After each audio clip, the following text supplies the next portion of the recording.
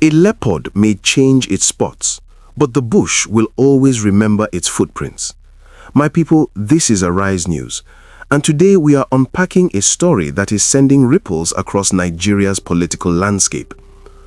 On March 4th, 2026, reports emerged that Sunday Adeyemo, widely known as Sunday Igboho, the Yoruba Nation agitator, has reportedly abandoned his freedom-fighting stance to formally align with the ruling All Progressives Congress, the APC.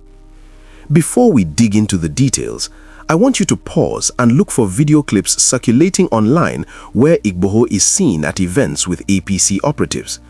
Watch his demeanor, the interactions, and the messaging. These visual cues tell a story beyond the headlines. Here's what is known so far. Igboho has reportedly joined the so-called City Boy movement, a group widely recognized as a support network for the APC. In doing so, he has signaled a major shift in his political philosophy, moving away from the agitation for Yoruba's self-determination and independence toward a path of collaboration with the federal government. Statements attributed to him emphasize distancing from nationwide protests previously planned under the Yoruba Nation movement, which he now describes as attempts to disintegrate the country.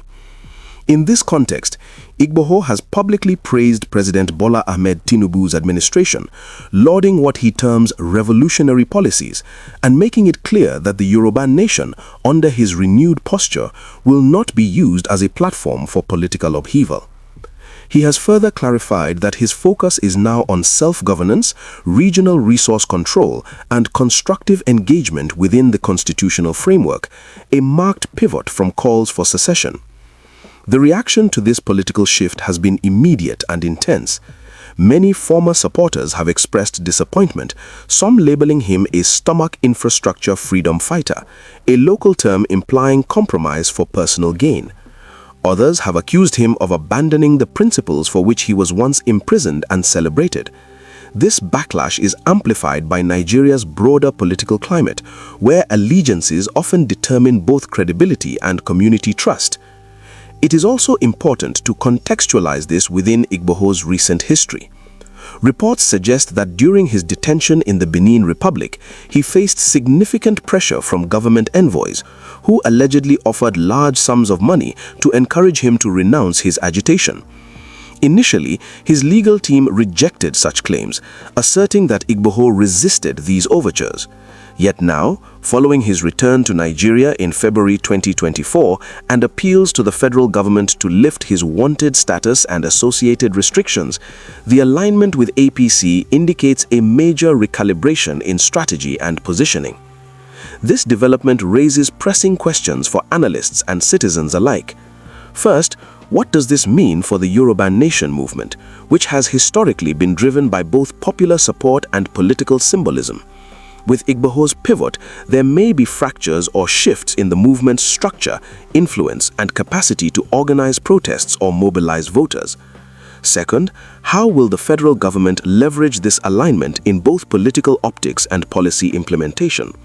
Some observers speculate that this partnership signals an effort to consolidate support in the Southwest ahead of upcoming elections.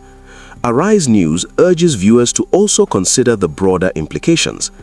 Nigeria's political landscape has been characterized by shifting loyalties, strategic alliances, and realpolitik. A high-profile figure like Igboho joining the ruling party could reshape the narrative around regional autonomy movements, electoral mobilization, and community trust in both opposition and ruling party structures. It also serves as a reminder that influence, negotiation, and legal leverage play critical roles in shaping outcomes for individuals and movements alike. Midway, let's reflect with a proverb relevant here. The river does not forget the path it carved, even if it flows into new lands. Igboho's past actions, support base, and ideological commitments do not disappear overnight.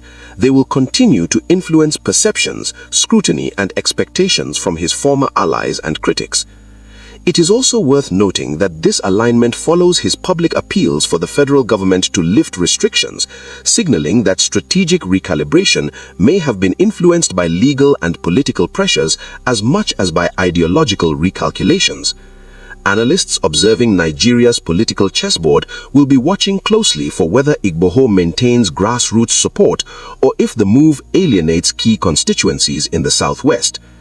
The implications for opposition politics are equally significant, with a figure once positioned as a disruptive force now ostensibly supporting the ruling party.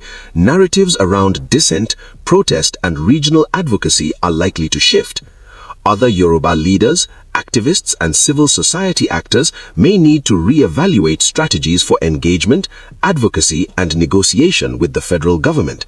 The move could either consolidate Tinubu's support base or spark new rounds of skepticism among communities concerned about autonomy and representation.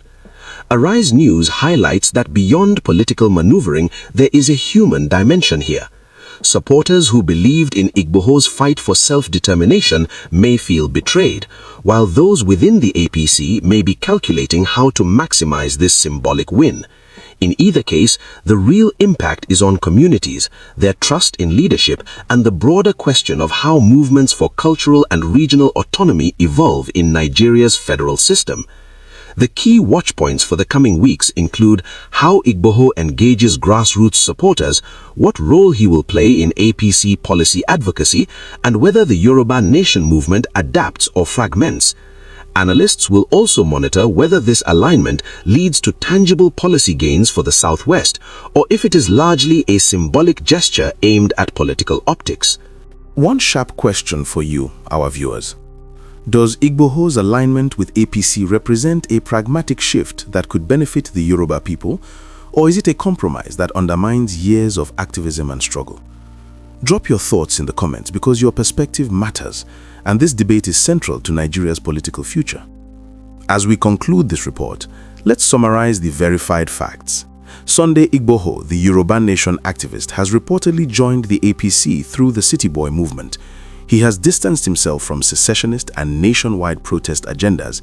He has praised the Tinubu administration.